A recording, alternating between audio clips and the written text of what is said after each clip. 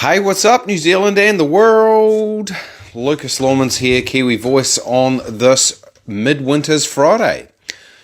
We'll wait for a few people to get on, but I definitely thought it was worth having a yarn as we reached a significant milestone. Freezing cold Friday. Hope you've all had an awesome week, working or otherwise. Whichever way you want to look at it.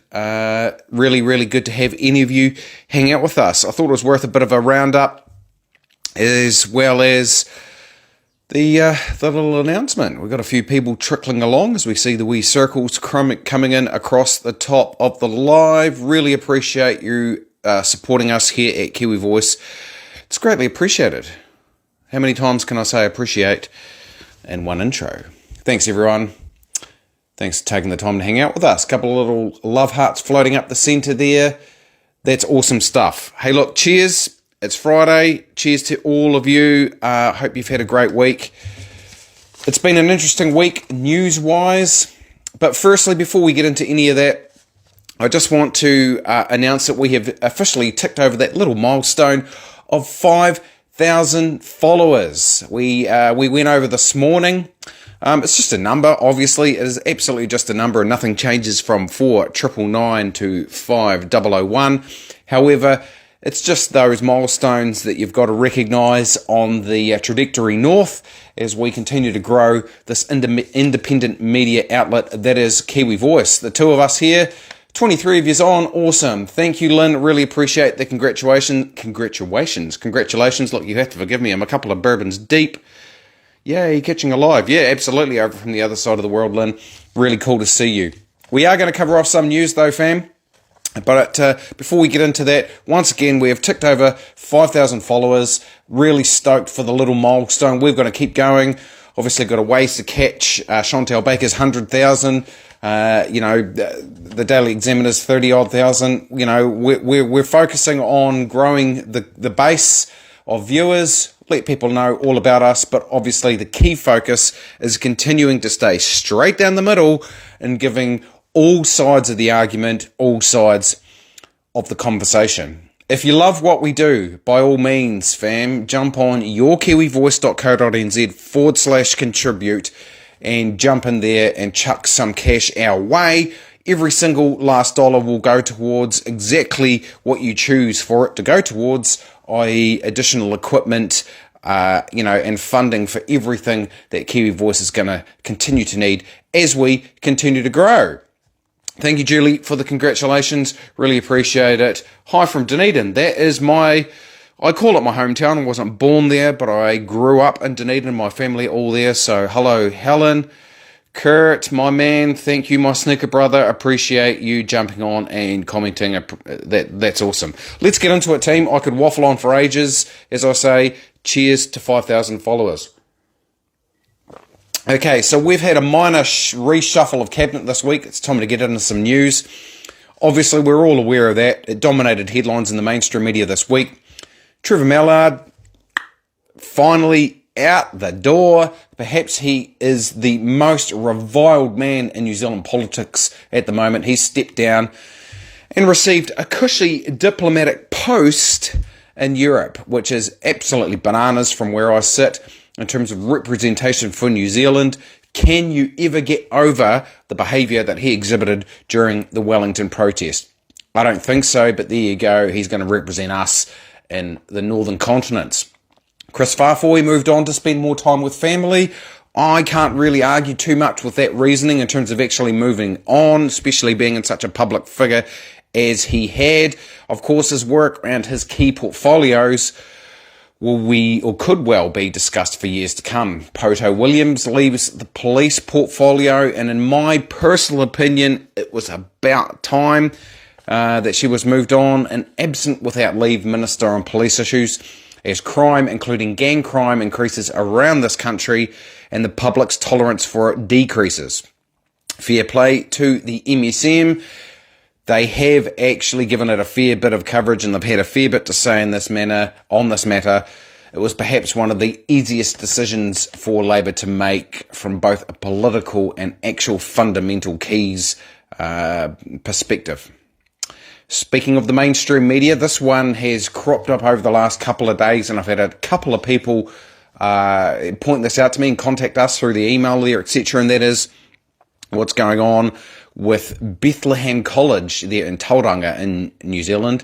Controversies Let's take a step back. Controversy has whipped up this week by the MSM. Of course, they've really pushed the one particular angle on this one, and it's been typical of the current culture war being waged around the earth. I thought New Zealand was fairly well immune from this sort of carry-on, but here we are. It's being pushed through our mainstream media here. That is the culture war, which is dividing a lot of the world as we speak. Now, personally, I have to say personally and get that nice and clear, the school has what I think, let's back this up. Let's back this up a bit. Personally, I have what I deem to be fairly liberal views. I'm not going to class myself, especially these days, as either left or right or centre left, anything like that at all. Kiwi Voice does its best to go down the middle. We've got a little from column A, a little from column B. When I say we, I mean us, myself and the other half of Kiwi Voice, the gent in the background. I personally believe in gay rights, including gay marriage, etc. I see it as a non-issue, in so much as that it's all love to me. There's no issues there. It shouldn't even be a debate. This is, again, my personal opinion, and I would like to think as a majority, of humans, whether you even believe in those issues or not, we have moved on from such a thing. It shouldn't divide us. But with things such as Bethlehem College and others like them, this is clearly a traditional Christian faith-based school, and you can choose whether or not you send your children here. I guess what I'm getting at is I defend the religious rights and the religious freedom of such a school to be able to have the charter of values that they have, that you have to sign when you go into the school. I do not agree with bullying in any form. Let's also make that clear.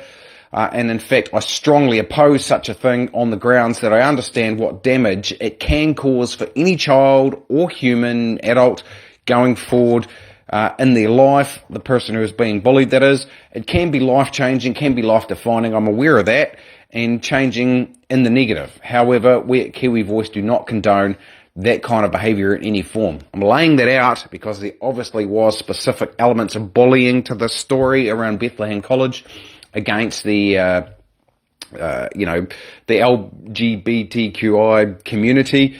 I'm not for bullying in any form. I don't care who or what it is against. However, what I do support is Bethlehem College's right to promote the views that they do. They are a Christian, faith-based school. Whether I agree with it or not, what does that really matter? We are in a free and democratic country, and educational institutions that wish to espouse these views should absolutely exist. They should absolutely exist. If people agree, send your children there, and if you don't agree, don't send them there. I feel quite strongly about that. Really, it comes down to free speech, the ability to live free and democratically. So the fact that the mainstream media has grabbed this and ran with it so damn hard, it's really disappointing to see that, after a few small wins, we're moving further into that divisive culture war. I have indeed reached out to the Free Speech Union for comment. Now, why have I done so? The Free Speech Union are doing great work in New Zealand in response to the censorship actions over the last few years here in New Zealand. They have long since advocated for unimpeded free speech, and I've written to all members of their union to assist them in continuing to do so on this issue. So I would like to hopefully hear back from one of those guys. It was only this morning that we contacted them, but they're advocating pretty hard on this Bethlehem College issue. So that's us. Those are the key points we're covering off this week, team. What else is coming up though? So we have Kiwi Voice is continuing to work on getting content for you guys in terms of great people to talk to. Cheers once again. We've got interviews coming up with the comms representative from FENZ. No, back that up. I've got that wrong. We have got an interview with the communications representative from United We Stand. apologies, in regards to the current situation with FENZ. So we'll be talking to them on Sunday. Looking forward to that. We are hoping to have some of the members of United We Stand, talk to us on Kiwi Voice here to tell us their individual stories directly also. So although I could say looking forward to that, I'm looking forward to meeting these awesome humans that are standing up for their rights, but I potentially am not looking forward to hearing how it's negatively affected their life. But of course, we've got to get the awareness out there, so let's get amongst that. That's on Sunday. Garrick Tremaine is still going to join us. Eventually, we did, as I mentioned in the update post there, we did have some technical issues.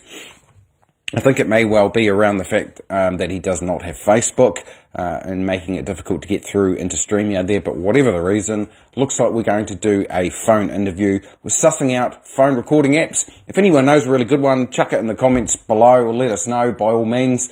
That'll be handy. We've tried 3 different ones and no go. They all record far too quiet. So let us know.